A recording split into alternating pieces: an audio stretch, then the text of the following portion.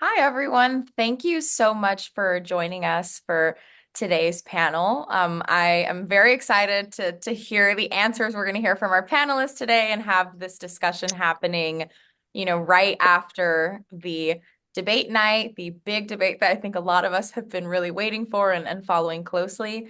I want to jump in soon, so I'll be quick with the introductions and the thank yous, but. First and foremost, I want to thank you all for joining today's panel on behalf of FMC and the congressional study groups. And I want to thank our panelists for taking the time. I know we were all up late watching the debate, so I appreciate everyone's time here. So I'm going to be quick with our introductions, but today with us we have Congressman Russ Carnahan. He served as U.S. Representative for Missouri's 3rd Congressional District from 2005 to 2013. Um, I'm happy to say we were having some technical difficulties when we first started, so I'm happy to see former Congressman Jeff Denham joining us. Um, Congressman Jeff Denham served as U.S. Representative for California's 19th and 10th congressional districts from 2011 to 2019. We have former Congressman Charlie Dent, served as a U.S. House of Representatives for Pennsylvania's 15th congressional district from 2005 to 2018. And we have former Congresswoman Stephanie Murphy, who served as a U.S. Representative for Florida's 7th congressional district from 2017 to 2023. Thank you so much for being here. I'm very excited to hear what everyone has to say. So let's jump into these post-debate impressions. Congressman Carnahan, I'm going to start with you. What were your initial impressions after watching the debate? Who do you feel performed well and why? Well, I'll preface this. I'm a Democrat. I'm biased. I'm from a state that has not gotten a lot of attention from Missouri, like Charlie in Pennsylvania and Stephanie in Florida. They've gotten a lot more attention. But watching this in the split screen of, I guess the first thing is just more the style of what we saw, and I think certainly Vice President Harris coming out in a very direct way, coming out, shaking his hand, and really taking command of the debate and the conversation, pushing Trump's buttons in just almost strategic ways, as if she had a psychological profile of him on how to push his buttons. And he took the bait every time. And Trump sort of grimacing and hunched over, to me, that was the most dramatic thing, just the visual. If you were listening, if you had no sound and you were watching just the visual of the screen, I think that would be a pretty dramatic difference. Congressman Dent, I turn it to you. I mean, what were sort of the key strengths and weaknesses of seeing Kamala Harris and Donald Trump meet? I think it's important to note to everyone, it was the first time they met in person. That really struck me when I heard that fact going into the night. But sort of what did you see the strength and weaknesses as, and sort of what would be your recommendations if we do see a next debate from them? Yeah, I doubt there'll be another one. But I thought that Harris needed to be aggressive coming in, and I thought she was appropriately aggressive. That she, really landed a lot of good punches. I thought she was particularly effective when she was talking about women's health and abortion rights. I thought that she was very particularly strong there. It was interesting too how she kind of trolled and triggered him, on the losing by 81 million votes, all the negative comments, from former Trump staffers and generals, crowd size, rally goers leaving early because they're bored and exhausted, and January 6th references. I thought she was really very effective in that way, and she was clearly prepared. He did not strike me as very well prepared. I thought Trump made his strongest point at the very end of the debate, and by then it was too late, where he said, well, if you want to do all these things, well, why don't you do them over the last 3.5 years? I thought, he also had one other point where I thought Harris made a strong argument against Trump's tariffs, and he shot back at one point, well, then why haven't you repealed the ones I put in place? But, he was just too unfocused, undisciplined, dealing with his usual grievance stuff. And so it was just clear to me that, she won that debate rather decisively, just based on everything I saw last night. Congresswoman Murphy and Congressman Denham, I mean, last time we spoke, a lot has happened since then, but a lot had already happened when we spoke. President Biden had just resigned and had stepped down from his candidacy, and Vice President Harris had announced her campaign and was in those early days of running for president. Has your perception of the Harris campaign changed in the last month and a half? What factors may have influenced those changes? And what part does last night play in how you're looking at this campaign playing out? I'll ask you, Congresswoman Murphy, first. To let Jeff unmute. But, I think I've been fairly impressed with the campaign. It has been a very disciplined campaign from just purely political perspectives. And they've been very calculated about her messaging, having her on the campaign trail, brushing aside the beltway demands for sit down interviews early on, really kind of sharpening their message, rolling out the convention in the way that they did. And I think the convention was a values and vibes convention in the sense that she really focused on what her values were, introducing herself to the American people, telling her personal story, because I think as elected, people who've done campaigns in the past, we know that what sticks with Americans and sticks with voters are your personal narratives, less so your specific policy positions. But then she pivoted into policy and politics here in the debate, did start to answer some of those questions that around what her policy positions are. She's put out a pretty detailed site with all of her various policy positions, and you can click on them to learn more. And then what you can't see as visibly as the convention and the debate last night is the ground game that she is running in all of these swing states. And in many of the swing states, at least as of data I had about 2 or 3 weeks ago, in many of those swing states, the number of field office Trump's operation significantly. And so, those three things are all parts of a disciplined campaign focused on building the machine to get the message out and raising the money in order to be able to support all of that. So I think for the fact that it's been a pretty short race, they've pulled it together pretty well. Congressman Denham.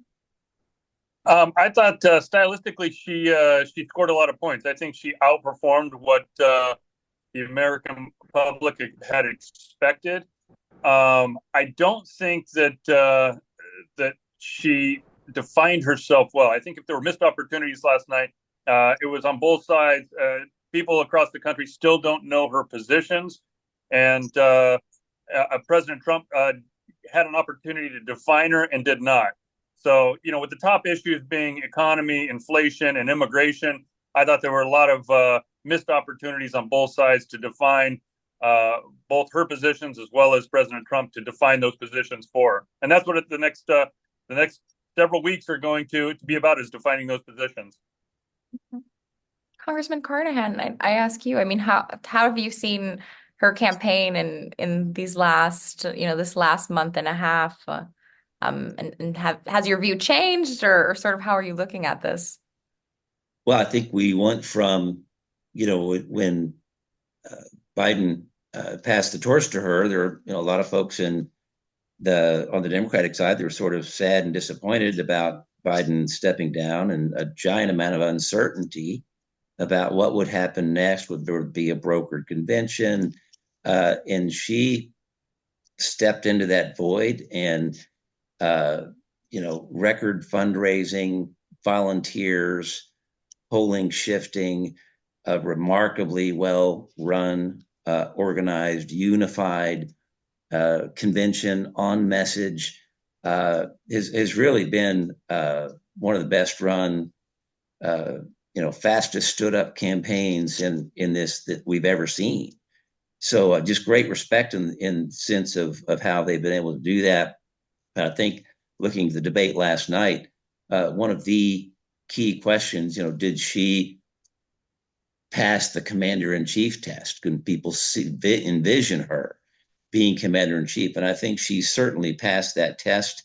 The polling showed, Trump well known, but she was less known. And so she also obviously had the best opportunity to define herself, prove herself. And I think she did that absolutely very well, and certainly highlighted the differences between them, and highlighted some of the just unhinged stuff about Trump, from immigrants eating dogs to killing babies after they're born, just things that kind of eye popping to folks to hear him go off like that. But again, all in all, I think very strong performance, but really focusing on the swing states. I think we'll see in the next few weeks if this turns into movement among those undecided voters. I think there's a good chance it does. Mm-hmm. And Congressman Dent, I'd ask you, I mean, how have you seen her campaign? She has spent a whole lot of time in Pennsylvania since launching it, and even when she announced her vice presidential pick. But sort of how have you seen her campaign evolve in this last month and a half? And I'm also just curious, as a member of the Republican Party, how have you seen, Donald Trump's campaign pivot with that change in candidate in this month and a half? Yeah, well, in terms of Harris's campaign relative to Trump's in Pennsylvania, Harris's campaign has a lot more field offices set up. They have much more of a ground operation. The Trump campaign seems to have outsourced much of their ground operation to Charlie Kirk's group, forgot what it's called. And I'm not sure what they're doing, but it's clear that Harris has a much stronger ground presence. As I look at the Commonwealth of Pennsylvania, and of course they're in Philadelphia last night, it just you have to look at the state from two perspectives. I always say those people who live, kind of east and south of the Susquehanna River, from about Harrisburg and east, that's more like that area is more like the northeastern corridor of the United States, and west of the Susquehanna River and north is more like the Midwest. And but I would just further say that Harris needs to run up the numbers in the Philadelphia media market. And she needs to cut down Trump's margin of victory, particularly in the western and northern parts of the state, where she's going to be beaten pretty badly. That's really the challenge. Trump, on the other hand, I think, I thought that Harris, probably should have taken Josh Shapiro as her running mate.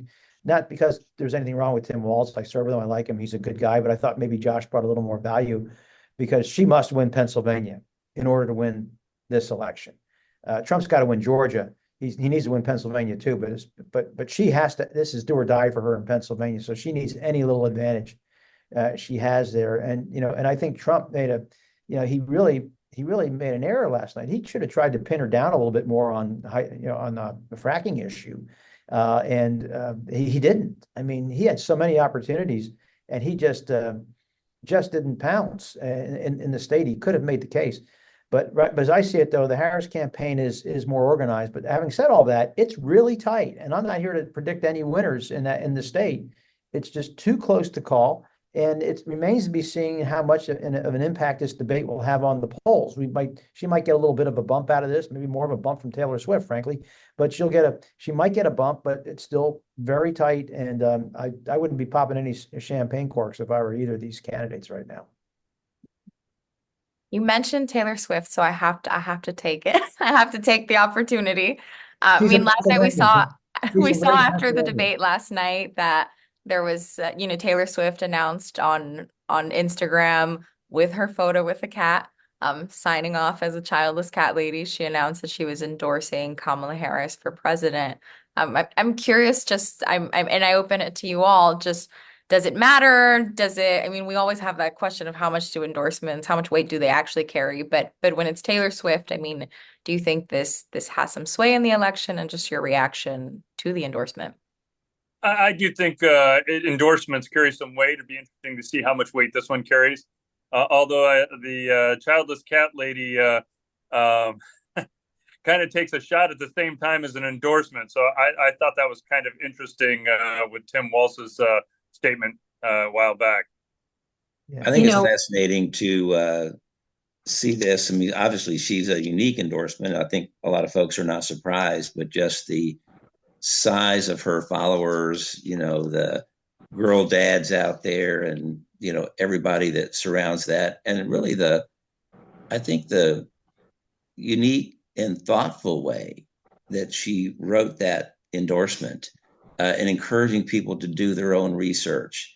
I thought that was really unique, and I think we'll see what kind of a difference that makes. I think one of the main differences, we can't tell whether or not this will make a difference on the outcome, but what we can surmise from her previous endorsements, say in 2018, when she asked her followers to register to vote, 65,000 people registered on vote.org in response to an Instagram post that she put up within about 24 hours. So she is bringing young people and people who hadn't maybe been registered to vote before off the sidelines. And that, I think, is healthy for our democracy broadly, whatever the outcome is.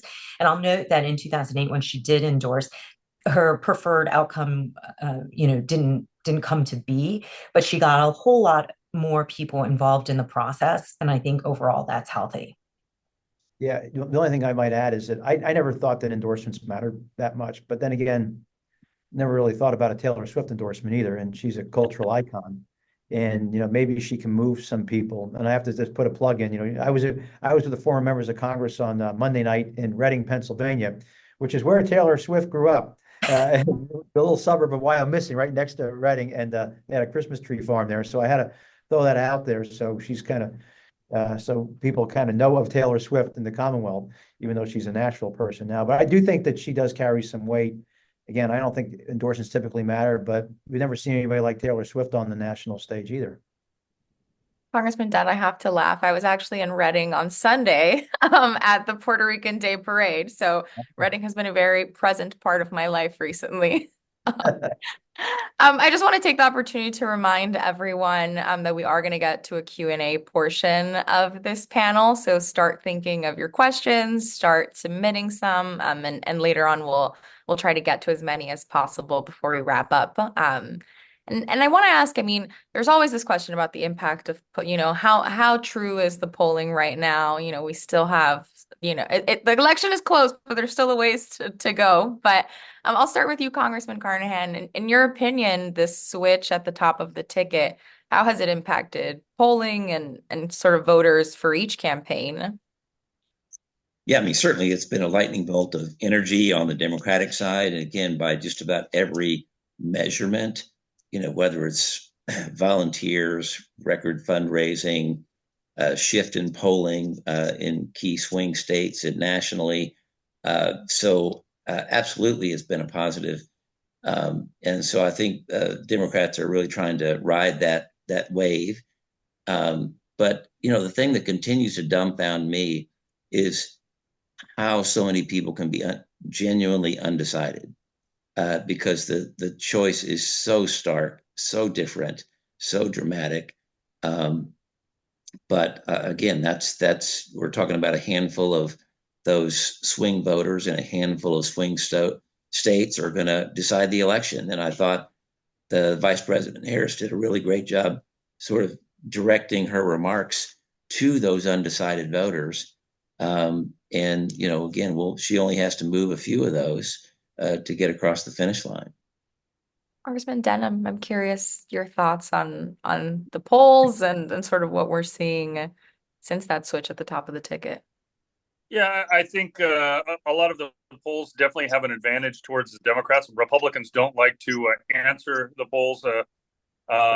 In August of 2016, 34 polls were done nationally. All of those had Trump down 5 to 7 points, and then he swept the battlegrounds. So I do think that they have an advantage towards Democrats that actually answer those polls. With that being said, though, Trump was leading by an average of 6 points in all of the battleground states before, and now they're either tied or a slight advantage to Kamala Harris. So the polls have definitely moved. It is an important indicator. I just wouldn't put that all the eggs in one basket at this point. Congressman Murphy, I'll ask you. I got my start as a policy reporter, so I always love when we can get past the horse race and into some of the issues. I'm curious how you think that fared last night. How do you think the issues discussed on the debate stage align with the concerns and priorities of voters? And which candidate do you think was most effective at focusing and drilling down on issues? Yeah, let's take the top three issues that are important in poll after poll, or has shown are important to the American people, and that's around the economy, reproductive rights, and immigration. On the economy, I think you heard Donald Trump lay out a very disconnected from economic theory perspective on what tariffs do. He talked a lot about how tariffs are paid by foreign countries, and that actually isn't true. I would imagine that any C-suite person or executive has some concerns about the idea of across the board 10% tariffs on all countries, and then 60% tariffs on China.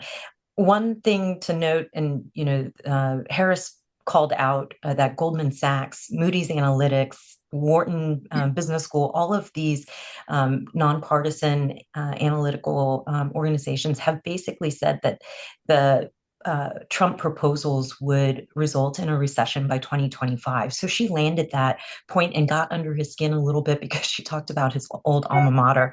I would note too that in his approach, there's tariffs, there's taxes, which is deficit spending, and immigration, which impacts the workforce. And those are the three areas where people are concerned. Two of those areas don't require Congress at all. So immigration and tariffs, he can do on his own, at least tariffs up to 50% on his own without Congress. So for those folks who are soothing themselves with the idea that maybe he won't actually embark on these policies, that's pretty empty, because he has used tariffs in the past, and he has the authority on day one to be able to implement these. So there's that piece. She talked about, in general terms, about an opportunity economy, about investing in innovation, and laid out a few of her economic ideas. But I think people were probably looking for a bit more there. Moving on to reproductive rights, I thought that was one of her stronger moments, and it always has been an issue that she's very comfortable with. And she put him on the defensive. And, I think some of the things he said, sort of, for people who know that infanticide in the United States is illegal and that there is no execution of babies in the United States, came off a little bit odd and also a bit insensitive, especially as she's talking about women who are currently suffering in America across all of these states where healthcare and there is under such uncertainty. And then finally on immigration, I think, he did a good job. That was the one area where he just kept going back to it and tying her to it. Her answer to that was that she would sign that bipartisan bill, and that would have passed Congress had he not interfered for political purposes. And then just broadly, she talked a lot to Americans, whereas a lot of his talking points felt like he was at one of his MAGA rallies. He's going to need to do a little bit more to talk to the center, those swing voters, in order to win them over. But I think conversations about stolen elections, eating dogs, and executing babies isn't where you're going to meet the middle. She did a good job of baiting him, and he took the bait several times. And I do agree with Stephanie. He was talking more to the base while she was talking more to those swing voters. I think it's going to be a challenge going forward. To rebut one thing that Stephanie said, I do agree that Trump has talked about tariffs. He's going to do tariffs. He can do those on his own. But the same thing can be said about the vice president. Immigration can be done. A lot of it can be done by executive order. They undid a lot of the Trump era policies, which showed a big influx of immigrants coming across our southern border. But they could easily go back and re-implement a lot of the border wall that was stopped, and that the supplies are still sitting there.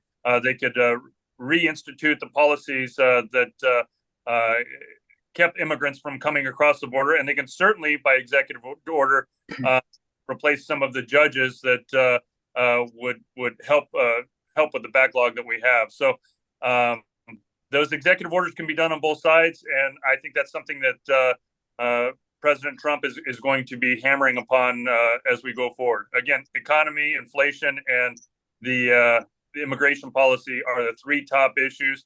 And I do agree, reproductive rights are an important issue, but right now, if you look at the polls, it's down at number 7. I expect it to raise up, but those other three issues are 90% issues, not just between Republicans and Democrats, but those swing voters have it up there at 80-90% as well. I would agree with Jeff on this point that I think the economy, at least for this small sliver of people who are undecided and aren't sure about these two candidates, I think the economy and the cost of living is probably the key issue for them. But I do think that the reproductive rights issue is still really resonant, especially with college-educated women. I've seen some data lately to suggest it is a top-tier issue for many women right now. And but I would say among those swing voters who are just undecided, that the economy is playing well. But I tell you, I was a little depressed about the debate too in terms of the policy conversation. And maybe this is what's wrong with both parties. I mean, here both parties, frankly, are pretty damn supportive of tariffs and protectionism. And I'm watching what's going on in Pennsylvania. And just last week, Kamala Harris was in Pittsburgh talking about killing the deal between U.S. Steel and Nippon Steel. And Trump's against it too, as is Biden. And I'm sitting here saying to myself, my goodness, here we are talking about the government subsidizing American industry. And now we're rejecting good private sector foreign investment in the United States. What would be a very good deal, frankly, to save a company that is failing. And there's no policy debate about it. And I'm just saying, who's going to make this argument? I wish the Republican Party could make that argument about why private sector investment in the United States is probably better than maybe government subsidies. But it's not being made. And, frankly, Trump's not able to make the argument because he's kind of out in the protectionist world. It's a shame. Congressman Carnahan, I leave it to you. I'm curious your thoughts on the policy debate last night. I think part of it's the format of the debate, that it's limiting on, in the past, we've had debates where even to break down where you have a debate on domestic policy and another one on foreign policy, by doing those kind of divisions, you'd have an opportunity to at least drill down a little more in issues. So hopefully Vice President Harris's request for a second debate in October will be accepted, because I think certainly the public and certainly these undecided voters want to hear more. And Congressman Dent, we talked about it a little bit before and sort of what the ground game is looking like in Pennsylvania. But I'm curious, this is not just an election for who becomes president. There are so many other races. There's a competitive Senate race in your home state. What do you think will happen down ballot? How are you looking at those races? It's interesting. Interestingly enough, we have a very competitive Senate race, but there are probably 5 House seats in Pennsylvania that are swing districts. Nobody ever talks about that. 5 out of 17. I would expect that the Senate race will likely go the same way as the presidential race. Bob Casey is a well-known entity. People know him. Dave McCormick is a very strong candidate in his own right, and he's very well capitalized. Casey needs to run a little bit ahead of Harris, I think.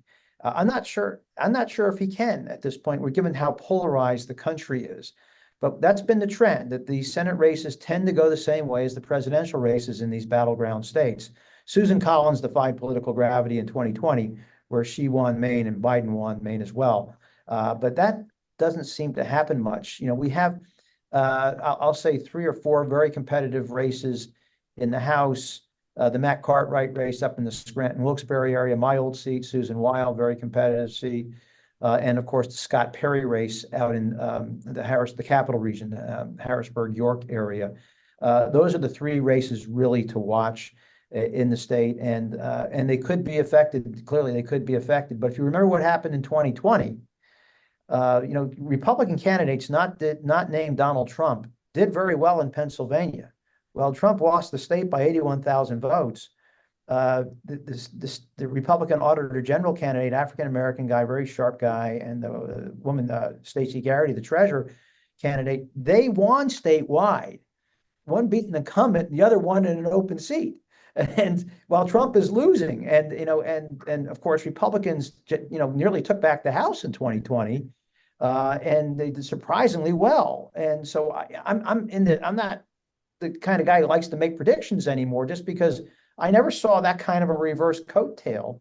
And I'm not saying that's going to happen in 2024, but who knows what's going to happen? I mean, there are a lot of people, Republicans and independents, who didn't vote for Trump or voted for Biden and voted Republican down ballot.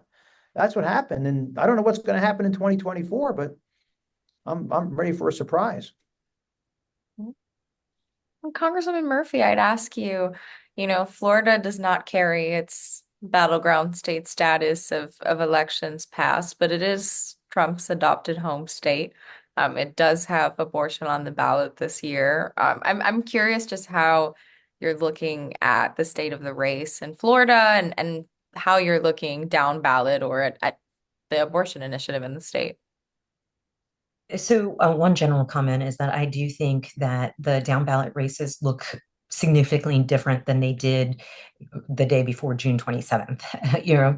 Or I guess the day he stepped out of the race, because there was significant headwinds coming from having Biden at the top of the ticket and these candidates having to answer for him. So you're seeing a lot of races in the Cook report move to toss up in a way that couldn't have been imaginable if Biden had remained at the top of the ticket. But for Florida specifically, we've had a couple of cycles of what I would consider to be Democratic political malpractice, where they simply gave up on organizing on the ground. And Florida is not a state that you can win on the airwaves. And in our last statewide election in the midterm, I think our candidates spent 90 millions on consultants and TV ads and really didn't leave the party with much infrastructure. And it takes time and several cycles to rebuild that. Although I think Florida is a state that, and then I guess on the abortion proposal, what I will say is that Florida is a state that will vote for very progressive ballot proposals like restoration of felon rights, $15 minimum wage, marijuana, and this that was medical marijuana. And in this cycle, it'll be recreational marijuana and abortion on the ballot. But in those years where they voted to pass those ballot proposals, they also elected statewide Republicans. So Florida has the ability to kind of split its ticket between proposals and actual elected. So while of course, I'm hopeful that we'll be able to pick up some seats that are being challenged for the House in Florida. I'm not sure that I feel as optimistic as some of the folks I see on the national scene when they talk about Florida or Texas being in play. And Congressman Denham, I'm going to ask you the RFK Jr. question. It was really the open question mark for a while, and now we know he is no longer running, although there is still the question mark about which ballots he will be on regardless. But originally, many people thought, oh, he would take, voters away from President Biden and Vice President Harris, and now he's endorsed Donald Trump. Where do you see him coming into all of this? How does he factor in, and sort of who does he take votes away from, and where are his supporters going to go? I think a lot of his supporters do go to President Trump with his endorsement. The question is, how big of a movement is that? I think that he had some very interesting positions that got a lot of people thinking and talking. So I think it's going to be helpful. Plus, he's a Kennedy. He was out there last night having discussions about the debate. So he's not backing away from the endorsement at all. I think he's all in, and I think it's going to be helpful. The question is how helpful. I'm curious for the rest of the panel's thoughts, if you've given much thought to RFK Jr. and his role in this election. On the brainworm and on dead bear cubs and they're dropping them off in Central Park. Well, no, at the end of the day, look, a lot of RFK Jr. support evaporated once Biden dropped out of the race. When there were a lot of double haters and when it was a Trump-Biden race, there was a lot of room there for independent third-party candidates. But his support dropped precipitously. So of the remaining support, where does it go? I mean, if you're a Democrat, a traditional Democrat who maybe just didn't like Joe Biden, would never vote for Trump, maybe you go back to Biden. If you're a conspiracy theory oriented Kennedy supporter, you might be going to Donald Trump. So on the margins, I suspect Trump might get a few more votes out of this than Biden, but I don't think it's going to make much of a difference at all. I wouldn't change my campaign strategy one bit over RFK Jr. because he just proved to be, really beyond bizarre and eccentric, and just with all the brainworm and bear cub business. Mm-hmm. No, and there was also the point, I mean, after the RNC, he had discussion, he had offered to drop out and be part of the administration. Then he had the same conversation with the Democratic side. So it does raise questions about his motivations in this race. I want to turn to some of the Q&A questions a few minutes early. I think we're starting off with a really good one, which this is someone in the audience asking, can you discuss your reactions to the very important international relations sections of the debate discussion? What did these sections indicate to you all? And this person's highlighted, how they spoke about NATO, the American exit from Afghanistan, Ukraine, Russia, the Middle East. Just some of your reactions to that portion of the discussion. I think the thing that concerned me the most in that have been on the Foreign Affairs Committee in the House and following this, just the discussion about how our allies view this race, the significance of the race, some of the deep concerns about Trump's policies with regard to NATO and Europe, and his refusal to answer the question asked at least twice about did he support Ukraine in winning the war? And it was just really a deafening answer to that question that he refused to answer, which seems like a pretty basic thing for an American leader to talk about. But he wouldn't do it. I think that's to me is a giant red flag in terms of what he thinks about this. And then, of course, his completely unrealistic claim that he'll settle the war in Ukraine and the Middle East between the election and being sworn in. Again, very unserious, very uncredible, and not the kind of seriousness that those things deserve. And when he wanted to check his credibility on being respected by world leaders, he went to Viktor Orban, who I think our allies in Europe would identify as an authoritarian, and not someone necessarily that their resounding endorsement of you is a reflection of you sharing the democratic values that we share with our Western allies. I really wish the moderators had done a better job questions on, trying to connect our economic and our national security interests and foreign policy interests together better.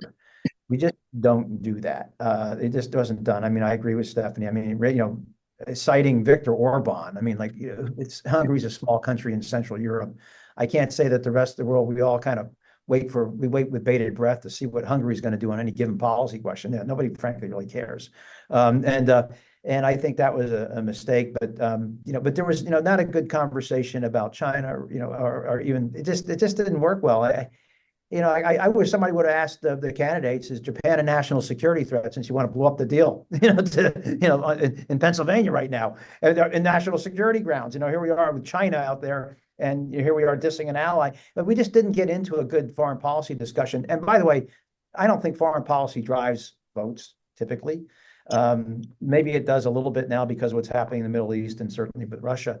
But I just didn't think it was a great foreign policy conversation last night at all. I would agree with that. When it comes to foreign policy, I would have expected a lot more on China, especially, this being China Week here in Washington, D.C., and all of the different legislation that has been pushed around. I would have thought that there would be much bigger conversation about China. I think when voters are looking at this, though, they want to know how it affects their pocketbook. And I do think that when he talks about NATO and everybody paying their fair share, that's the type of foreign policy that is more of a populist discussion. But it didn't even get into that much detail. And certainly, I do think that the question could have been answered better when it comes to Russia and Ukraine. I think that was stepped over way too quickly. And I mean, given the performance we saw from both candidates last night, do you think there's an incentive for either candidate to agree to another debate? Will we see another one, would you suspect? I think the Harris campaign is already out asking for another one, and Yes. I'm not sure that they've received a response yet back from the Trump campaign. I would guess that this is Donald Trump trying to negotiate the next debate being on Fox. But I disagree with Charlie. I do think there will be another debate. If Kamala Harris wants one, I don't think that I think Donald Trump will take the bait once again, and hopefully we'll see a different debate. Well, I look, if you're asking my opinion, if I were Trump, I would not do a second debate based on what happened last night. Again, maybe he will do one. I just saying, I don't think it's advisable to do a second debate if you're Trump. For Harris, yes, because of what we witnessed. But I just don't know, even no matter where you do it, if they did it on Fox, you'd still have and we had the same kind of debate last night, that if we have that same debate on Fox, I don't know if it's going to do them any good. But I would have tomorrow if I were Trump. Well, and I can tell you, he does not think like Donald Trump. Another question we have from the audience is neither candidate has highlighted the issue of the national debt in their campaigns. Do you think this is an issue that voters are interested in it? Would you expect it to come up between now and November? I see Republican House candidates focus on it. I think it almost gets too much into the weeds. I think you got to stick more to the top line of the economy and inflation. I do see the one area where I am hearing from people that they are interested in this is Wall Street, C-suites, the business community. The thing, however, there are concerns with the proposed spending programs from the Harris proposal, and then there are concerns with the Trump tax program potential to create $4 trillion of deficit over the next 10 years. There are concerns in those corners. But again, when it comes to spending and taxes, it requires bipartisan fiscal malfeasance. It has to come through Congress, and it'll be a Congress that's pretty narrowly held. So those things are policies that will take a bit negotiating and probably will round down the edges of both candidates' proposals by the time it makes its way into law. And the debt is very important, but it's one of those issues that's discussed quite a bit when the economy is good. You're talking about your 401ks in the future and your kids and your grandkids, where right now with the economy and inflation, people are talking about today, this week, how are we going to buy groceries? How are we going to put gas in the car? People are concerned about today's economy. Regrettably, I don't think the national debt really becomes an issue. Deficits in the national debt become an issue until, as Stephanie kind of hinted at, that the markets and the business sector start to panic. And if you ever have some kind of eruption in the bond market, or then I think this becomes serious. Maybe it's probably a good time for the next president to start talking about another Simpson Bowles 2.0, and can Republicans bend on revenue? Can Democrats bend on spending? And that's always the issue. But I don't hold out a whole lot of hope right now on that one. Congressman Carnahan, I'm going to start with you for this next question, but we do have one debate that we know is coming up, and it is the vice presidential debate. Should we expect a similar performance from the VP picks? Sort of what are you anticipating ahead of that October 1st debate, and maybe the impact it can have on voters? Is that better? Yes. Yeah, the VP debates generally aren't moving the needle, but I still think it can be some great political theater. You had two very different candidates philosophically and personalities. From the Democratic side, it's been fun having served with Tim Walz, to see people get to know him, and to have somebody on a national ticket for the Democrats who grew up in a small town of 400, was a teacher, coach in the Army, and a hunter and fisherman. It's like that's a pretty unique set of backgrounds to be on our ticket, and yet is really progressive on politics. So I think he comes with this just a great sort of everyman personality, like your favorite next door neighbor or your favorite teacher. And he's just got that kind of personality. And I think that's what's endeared him to a lot of folks in his political career. So I expect that to come through. And I still think it, like I said, likely not move the needle, but some great political theater. I think it'll be more watched because of that political theater. But it will be interesting to see if there's a moment that people remember. I mean, you can remember a lot of the presidential debates where there've been one-liners, and or as Al Gore did, his size. Or you can pick those debates that really had impacts. I don't think we had one last night, but like we saw with Benson and Quayle, there could be one of those moments in the VP debate. One of the best VP debates I've ever seen, I think, was between Dick Cheney and Joe Lieberman back in 2000. I think it was in 2000. Yeah. And I don't know that it made a damn bit of difference in anything, but in terms of quality and substance, it was terrific. and I don't know what will happen in this one. I mean, I don't know that people are going to pay attention to the vice presidential debate, frankly. I bet you might actually have a better policy discussion in the vice presidential debate than you had in the presidential debate. So we'll see.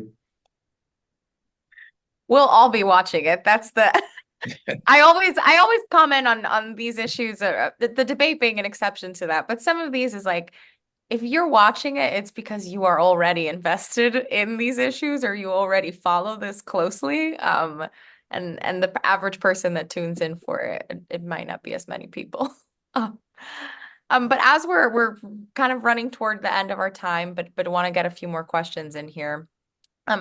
How should Vice President Harris respond to the question that Donald Trump posed to her in his closing statement last night? Why haven't you done it in the past 3.5 years? I think on the one hand, he likes to diminish her. He says that Biden didn't even like her, talks about,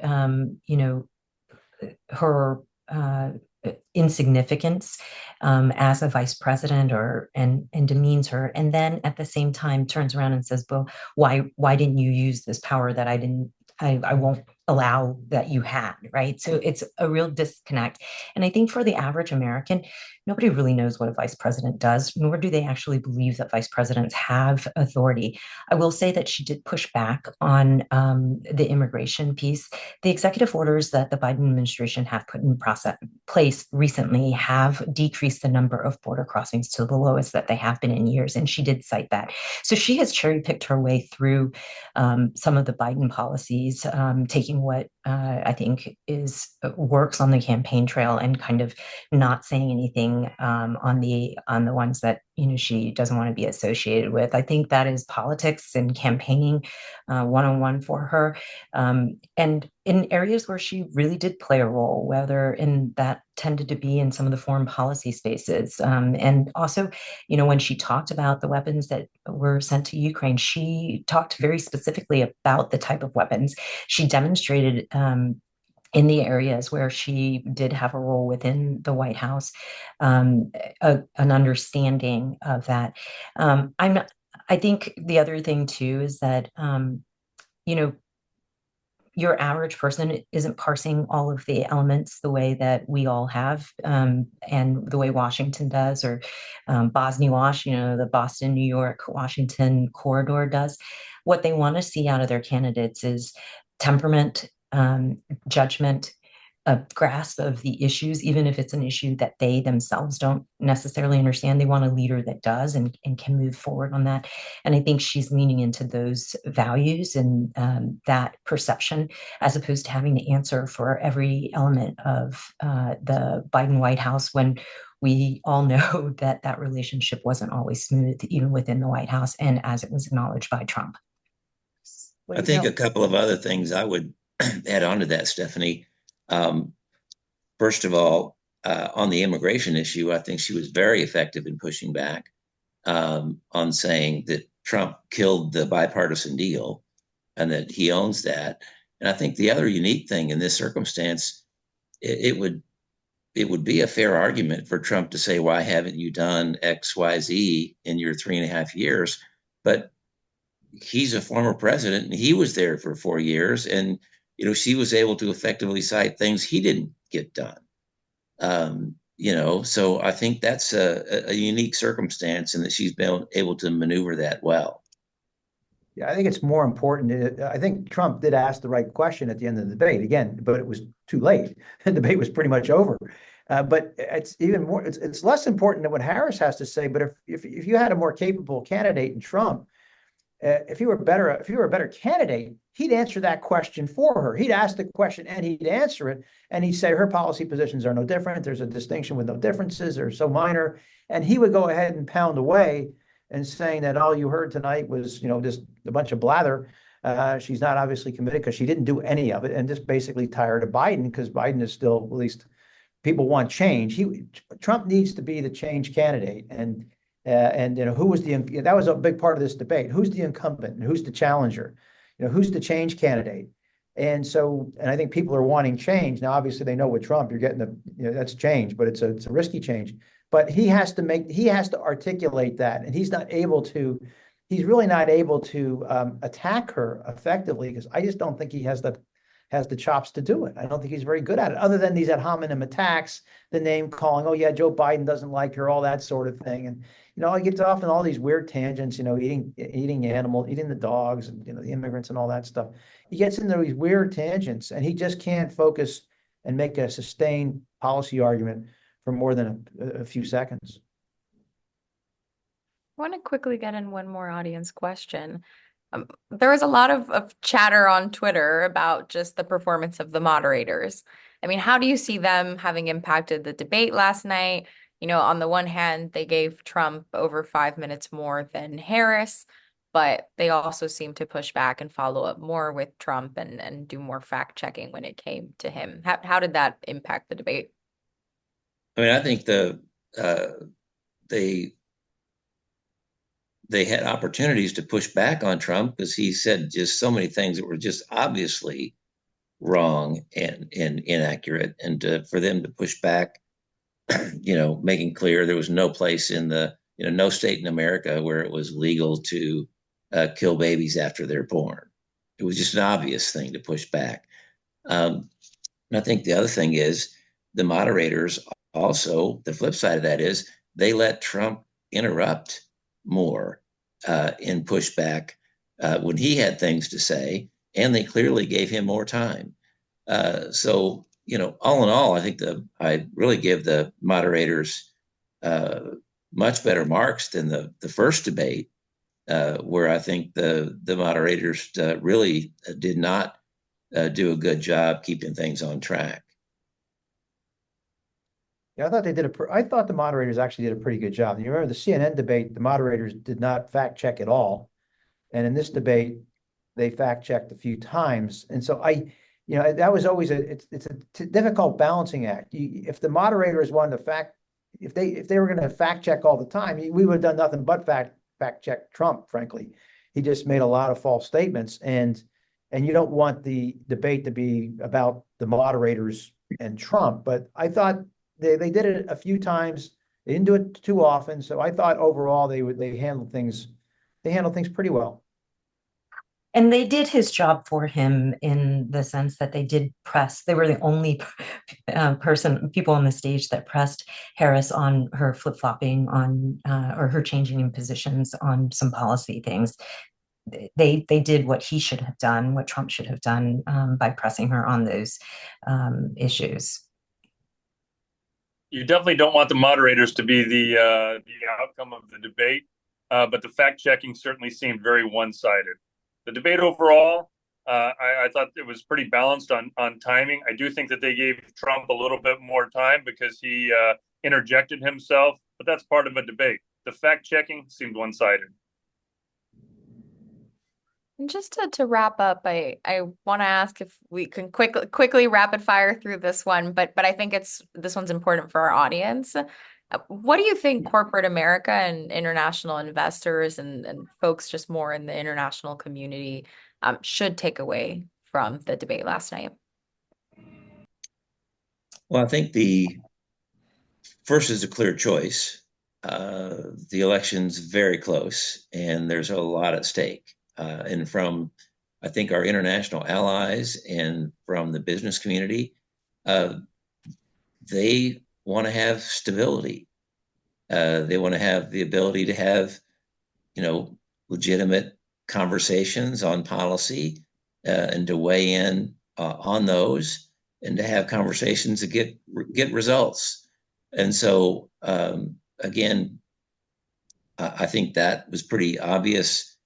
Trump seemed very erratic and off on extreme tangents and does not have a good track record in that area. And as was pointed out earlier, in response to the vice president raising concerns about where, what the international community thought about him, he cites, a strongman dictator. Not a great signal to the international community or the business community. On the business community, I have to think a lot of the folks in the business community are really anxious, and they probably think that the biggest problem that we have in our country right now is our political leadership and our divided nation. And I think a lot of the international folks are looking at that too. What's really holding America back is itself and its own domestic politics that are just so tribal and so polarized. And I think that's what's really hurting us. I also think a lot of the business leaders are also concerned about America's, new protectionist stance, regardless of who wins, because both Trump and Harris are certainly more in the protectionist camp. And I think that they're all very worried about America retrenching. Now, I'm not going to beat that thing about the U.S. Steel, Nippon Steel again, but if you're worried about direct foreign investment, why it has to have a chilling effect on people wanting to do business in the United States. We're going to kill good deals from allied nations, and for what? Because of national security or to please the USW or something. I mean, if you're a business leader, you're looking at that saying, my goodness, protectionism, state subsidies, all this crap that a lot of them don't agree with. So I think they have a lot of reason to be concerned if you're in the business world. I think they feel like they don't have a whole lot of friends right now. I think Vice President Harris definitely needs to define her economic policy. But two of the things that came out of this that were emphasized are going to be the tariffs and then energy policy. I mean, I think those are two things that are going to be looked at not only within our business community, but businesses around the globe. Yeah, I couldn't agree with Russ more. That is two very stark approaches. And I think that our allies overseas, as well as the business community, need to prepare for the two alternatives. With a Trump administration, we'll be returning to the era where if you were a company that could get in front of the administration and get an exemption, then you would be free and clear of the tariff policies. And so it'll be a lot of that transactional relationship. I think that's the same for the international element of that. If you're Russia, you're waiting to see what happens in this election, because if you have Trump in office, then there's a chance that he'll sell Ukraine down the line for something that he sees of value to himself. I think if you have a Harris administration, irrespective of the specific policies, it's going to be a return to the pre-2015 politics in America, where you work through an executive branch through Congress, and policy is made in a more predictable way, and that there are touch points for feedback to be provided to your government leaders in shaping those policies. With that, our time is up today. But I personally, and on behalf of FMC and the congressional study groups, really want to thank the four of you for taking the time to have this discussion about the debate. And I want to thank everyone in the audience for tuning in today for this conversation. I am sure we will be having more of these between now and the election, or especially once we have the results. So I hope we can all circle back and do this again in the months to come. But thank you all. Good to be with you.